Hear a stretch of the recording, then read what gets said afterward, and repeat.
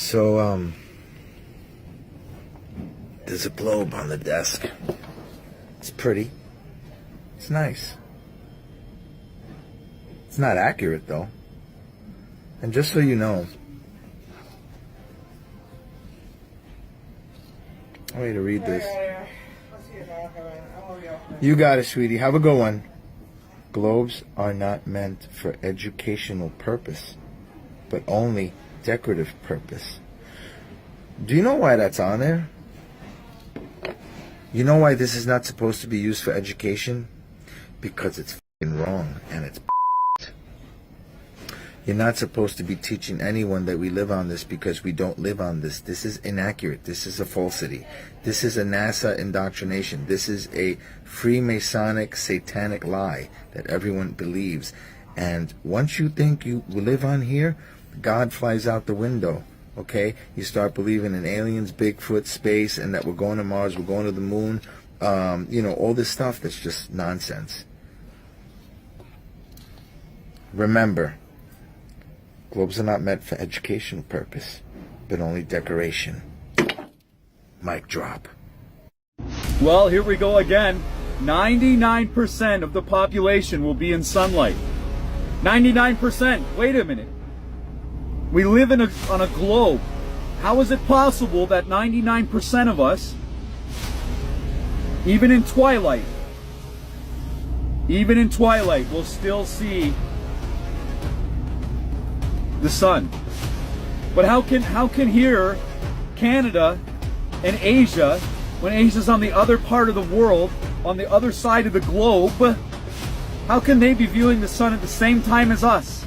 It's a different time zone to Canada. Oh man. Yeah, the earth is round, eh? You are being lied to because no one has ever been in space. We have never explored space due to a transparent barrier surrounding our world. Beyond this barrier, there is no open space or vacuum, but rather water. It may all sound crazy, but in 1962, the U.S. government detonated a few nuclear bombs in the sky, allegedly to test the atmosphere's reaction to their explosion.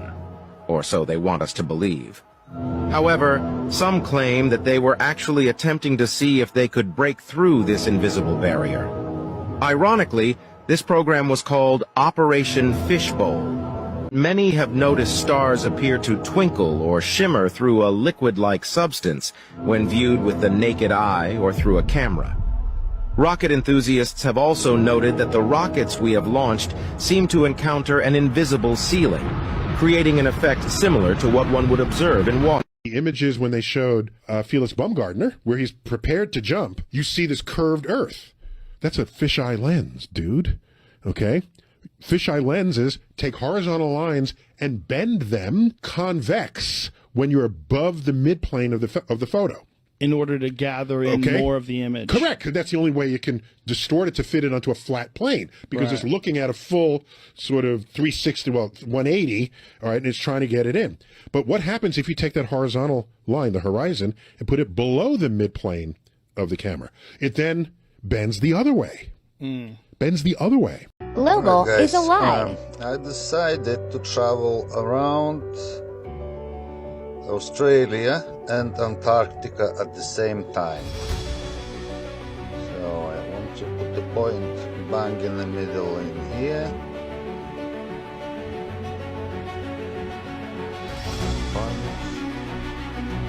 Yeah, let's travel further down. At points.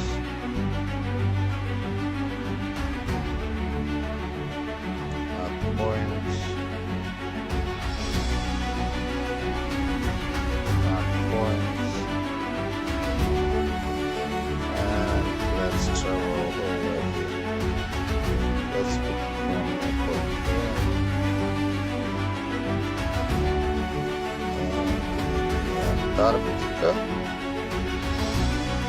So let's see what's gonna happen. How many kilometers? I'm not gonna go this bit. It can be actually. Let's see what it comes up. There. Point. Add point. And let's go back to Australia. The same point.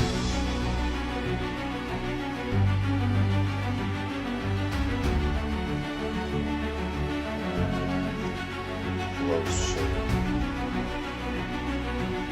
Oh yeah.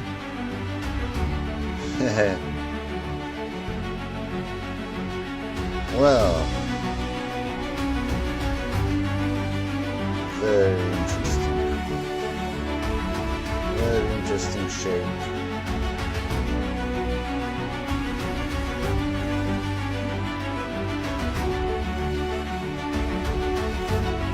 Happy thinking. Does anyone still think we went to the moon? I mean, for real.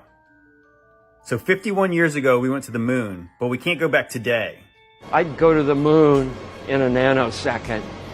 The problem is we don't have the technology to do that anymore. We used to, but we destroyed that technology, and it's a painful process to build it back again. Isn't our technology supposed to be better now? Here's what phones looked like 51 years ago. And here's Richard Nixon talking to someone on the moon using one of those phones. Go ahead, Mr. President. This is Houston out. Hello, Neil and Buzz. I'm talking to you by telephone from the Oval Room at the White House. And this certainly has to be the most historic telephone call ever made. That's right. Richard Nixon used a landline to call the moon. Do you guys believe that was real? But the real question is, why does anyone believe it went in the first place?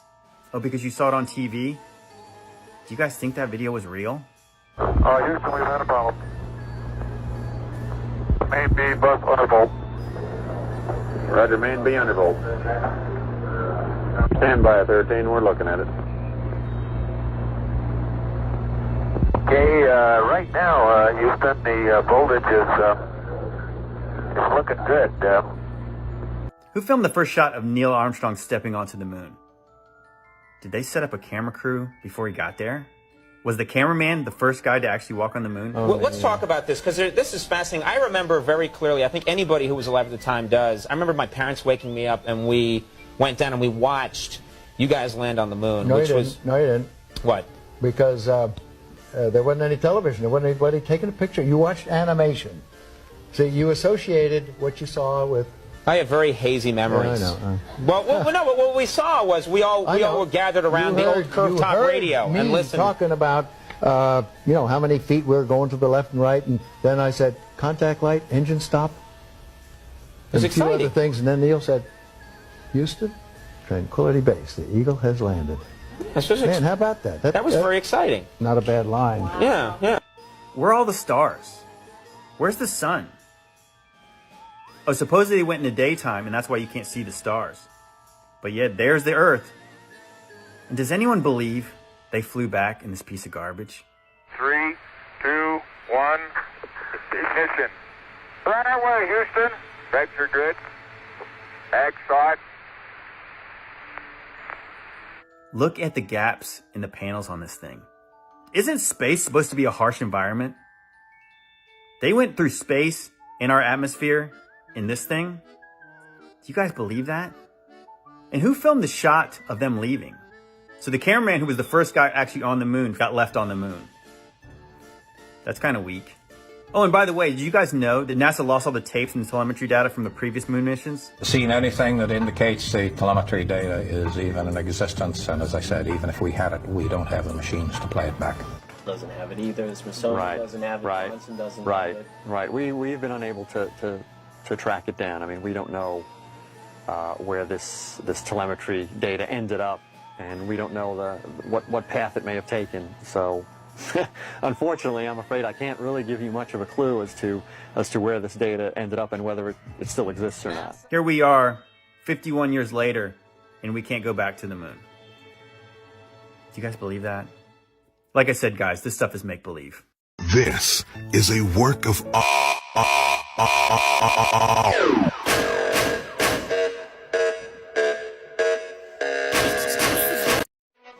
Guys, you wouldn't believe what I just discovered. Try measuring the South Pole and the North Pole and see if your measurement comes out the way you did it. The way I did it was, I will show you right here, I made a square and the measurement that came up was unbelievable. So here's the video and I hope you enjoy it, and let me hear your guys' comment on this. So this is unbelievable, and here's the video.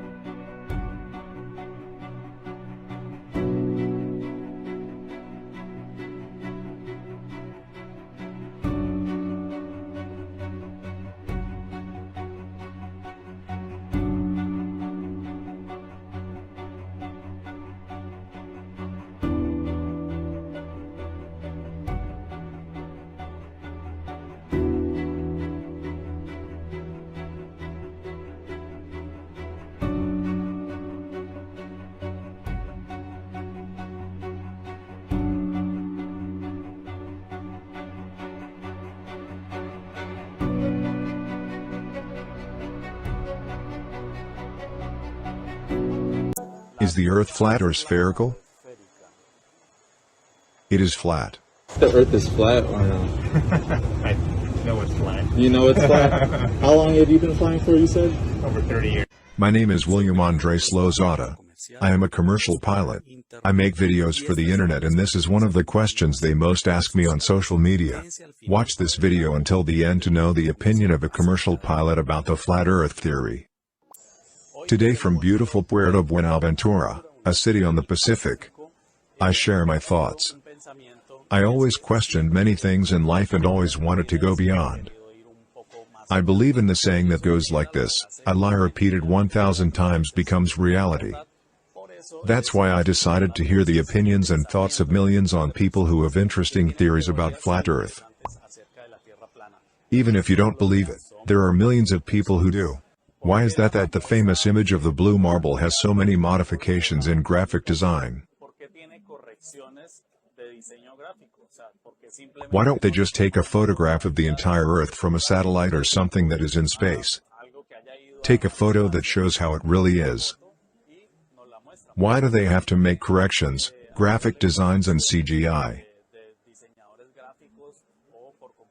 The aircraft I fly can fly up to 25,000 feet altitude. I never saw any curve from up there. Also, as a passenger, I fly at more than 35,000 feet altitude and I don't see any curve either. During the cruising phase I fly straight and level. I never dip down the nose of the aircraft to adjust for the curvature of the Earth. That's it. Okay? Here, never making any correction. Straight and level. The horizon always straight and level. Dipping the nose is not required at all. Welcome back to part 9 of Babylon and the Flat Earth. Long overdue. Whew. So we left off with Noah planting a vineyard, getting drunk, and passing out in his tent, naked. Then his son Ham saw his nakedness and went and told his other 2 brothers. There's so many assumptions running out there in regards to what happened to Noah. Some of those are that Ham castrated his father Noah, that Ham committed forced incest on his father Noah, that Ham had relations with his mother or stepmother, the wife of Noah, that he merely gazed and laughed and mocked his father's naked body in his tent and went and boasted about it to his other brothers, and that the one who did it was really Ham's son Canaan, who committed a crime against Noah, his grandfather, and Ham, being his father, saw him and went and told his brothers seeking advice. But we will only focus on what the Bible says. I will make no assumptions since I am no theologian. This is my interpretation. Let's remember, Noah and his family came out of a traumatic experience, which was the flood, caused by the sin of the world of people and giants, the sons of the fallen angels, committing all kind of atrocities. And incest was a huge one. Then God blessed Noah and his sons. Let's make a note.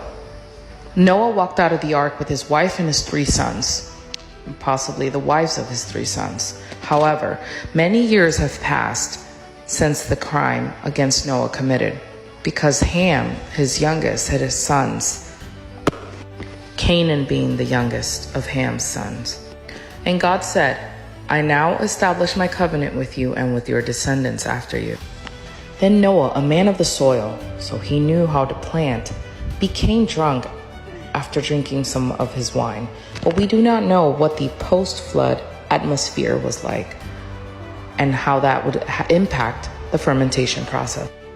When he drank some of its wine, he became drunk and lay uncovered inside his tent. He laid uncovered. So his nakedness wasn't uncovered yet. He laid uncovered. He was naked. Ham, the father of Canaan. Interesting. On verse 18, it says, the sons who came out of the ark were Shem, Ham, and Japheth. Ham was the father of Canaan. That was a parenthesis. And then on verse 22, it says, Ham, the father of Canaan, saw his father naked and told his 2 brothers outside. I'm going to need a part 10, so stay posted.